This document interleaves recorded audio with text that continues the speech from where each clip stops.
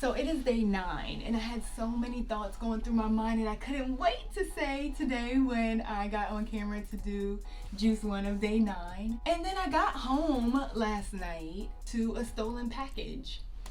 And the thing that bothers me about this, right? Like if it was Amazon or some billion-dollar company, it's like, okay, they're a billion-dollar company.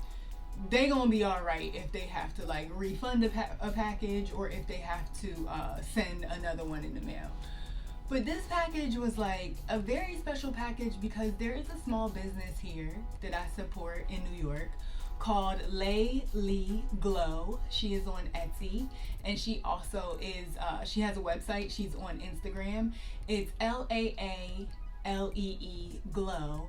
And I buy her handmade soaps, her hand poured face oils, and that sucks. Anywho, getting on to juice number 1, brighter days, better days, you know, just every day's a great day. So diving in to juice 1 of day 9, there's some missing already because this is actually my 5th juice of yesterday. I didn't drink the whole 5th juice, but I did pass my 72 ounces though that I've been doing.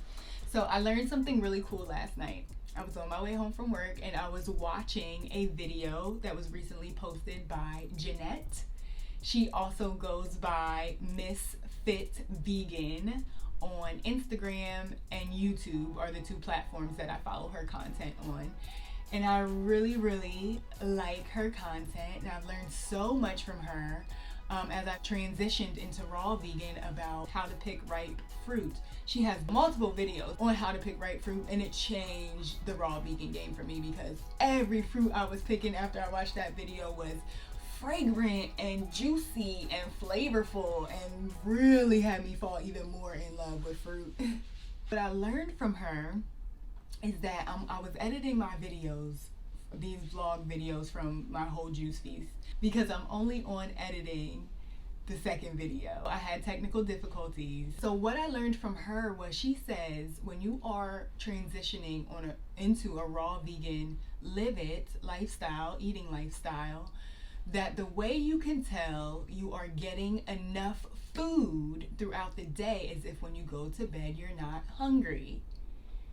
And it's crazy because yesterday, if you watched my day 8 video, I said, you know what, I'm just gonna try to get to this gallon that, you know, the experts, the juice people recommend, that if you're gonna be juice feasting, you need to get in a gallon of juice. And I think because I was transitioning into drinking only juice, that my body still had like extra stuff, like residual food in there to like pick off of. But now, since it's just this, my body's like, okay, we need more of this. And it's crazy that like I was already feeling that, like just naturally, just listening to my body, and I was already headed in that direction because yesterday I was like, all right, I'm gonna try to get 5 of these and just to see how I feel. And it helped. Even getting like 4 and a little bit in, I did not feel hungry at all when I went to bed. And it was great. And I was like, oh snap. I feel like I just made a breakthrough. I feel like I just made a great discovery. And then listening to Jeanette make that confirmation for me to say like, hey, if you're hungry at night before bed, you're not eating enough through the day. So the same thing with the juice, I'm finding, is if you're hungry at the end of the day, you're not drinking enough juice throughout the day. So I wanted to share that with you all as a tip. If you are doing a juice feast that's longer than 7 days, I would also say that a gallon probably is the goal. So cheers to juice number 1. And I might hop back on here a little later today if anything else should come to my mind. But if not, this will be day 9. I'll check back in with y'all tomorrow and let you know what's going on. See you in the next video. It's funny because every time I say see y'all in the next video and then I take a sip of this juice, I always have something else to say. So I'm back real quick just to say that one other thing that I noticed. Look how much of this I drank. Y'all know I was not drinking this much juice in the beginning. I was like, oh, you know, I'm just sipping. And in the beginning, that's all I needed. But now I drink these things like a meal. Like, they're not lasting me. One of these is not lasting me an hour anymore. Like, I'm drinking like this full 24 ounces probably within 30 minutes. So I've cut the time like in half as to like how I'm consuming these. And it's just like naturally it has progressed into like my body needs more, because now I feel like my body is like, okay, you ain't giving us nothing else. This is what it is. So we need some more of that. That's the vibe. Any other updates, I'll keep y'all posted. Demolished. Not like that's even some kind of accomplishment, but I just wanted to show y'all how these 24-ounce juices are not lasting any amount of time these days. I wanted to say that another thing I learned from Jeanette's videos last night, she was talking about how when you transition from vegan to raw vegan, sometimes you're used to having like very like heavier meals, right? So like you need to feel that feeling of being like full as you make the transition over. So that's why a lot of transitional foods have like nuts and seeds in them, avocado, a food that is higher in fat and less water rich.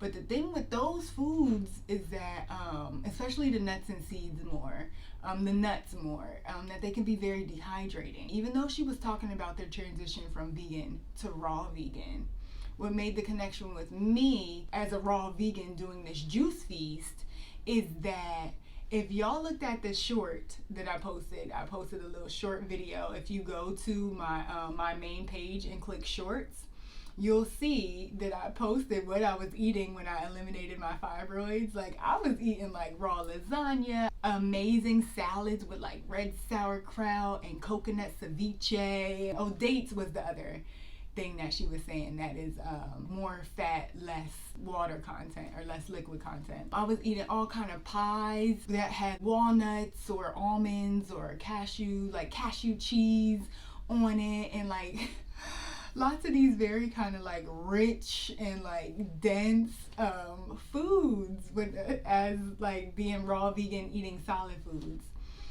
So it made the connection for me because I'm like, now that I'm in a space of doing this juice feast for a period of time and my body is used to those heavier raw vegan foods, now that I'm on this very light, low calorie watermelon juice, that sensation of feeling like, having something heavy on my stomach, I don't have that sensation anymore. So that really helped me kind of connect some pieces too. I feel like when you know something and you can comprehend it and you have understanding or understanding, it just makes things a lot better. You're like, oh, that's why I feel like this, or that's why I've been experiencing that, or that's the answer. And then you can deal with it better, right? I always say that knowledge is not power. It is the application of knowledge. It could be a lot of smart people around here, a lot of intelligent people in the world. But if you're not applying what you know, you almost might as well not know it. That's just my thought on it. The way you really experience growth is when you learn something, you know something, you understand something, and you apply it. That's when the growth happens. That's when you actually start really making some progress and seeing things manifest and make, the strides that you want to make and accomplish the goals that you're after. So my advice in this health journey, in this healing journey, always be learning. Never stop being a student and never stop applying what you've learned. I really enjoy watching webinars, interviews, lectures, online about health, nutrition. I like listening to like real people who are talking from experience and have done research and have experienced it, and are saying like, this is the research that I've done and this is what I've experienced, not this is what I was taught and I never had any experience in the field. I'm just regurgitating like what I was taught.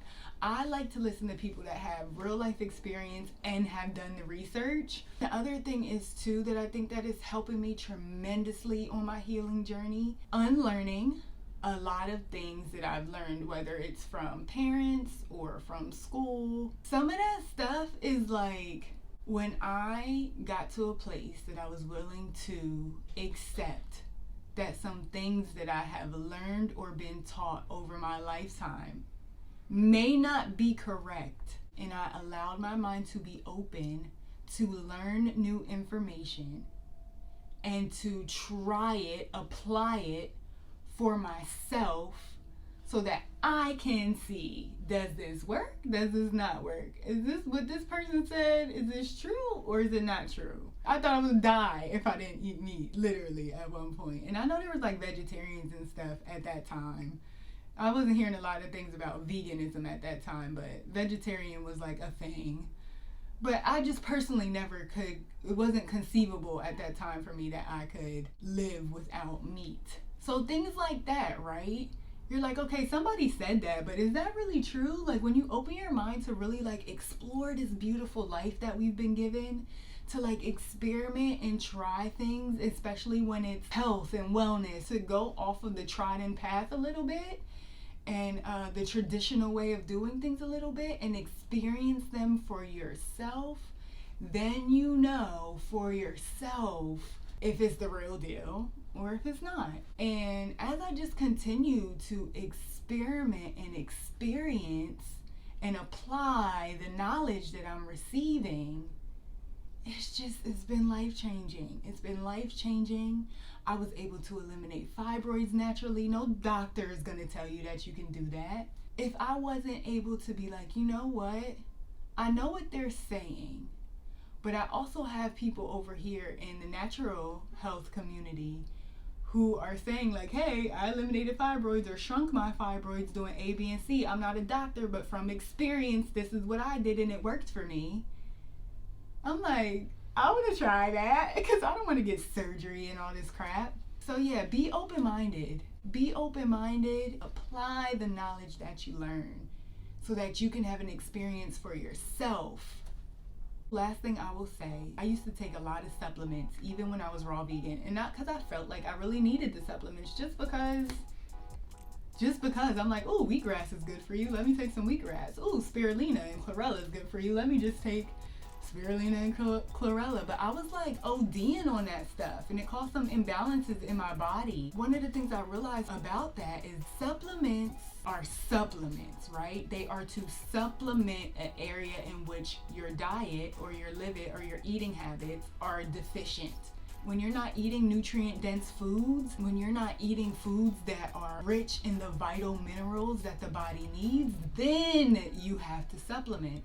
But the main goal should be to not have to supplement. A lot of the nutrients are stripped from those powders and those pills, because most of the time the powder is in the pill, but it's just easier to take. A lot of the nutrients are stripped by the time you ingest them. When you feel like you are deficient in a mineral, look up what fruits and vegetables contain that mineral. When you find out, however it is that you find out, whether you do get blood work done, whether you just know because it's something you feel like you've always been deficient in since a child or whatever the case may be, or you know that your bones are brittle or whatever the case may be, when you can pinpoint where your deficiency is because you're not eating foods that have that nutritional value and those vital minerals in it, Google what fruits contain blank or what vegetables contain blank and increase those foods into your eating lifestyle, and you won't need to supplement anymore. The goal is to be getting the nutrients from the food so that we don't have to supplement with food-like products or foods that have been processed so heavily that the nutritional value is already depleted before it gets into your system. I'll see y'all in the next video.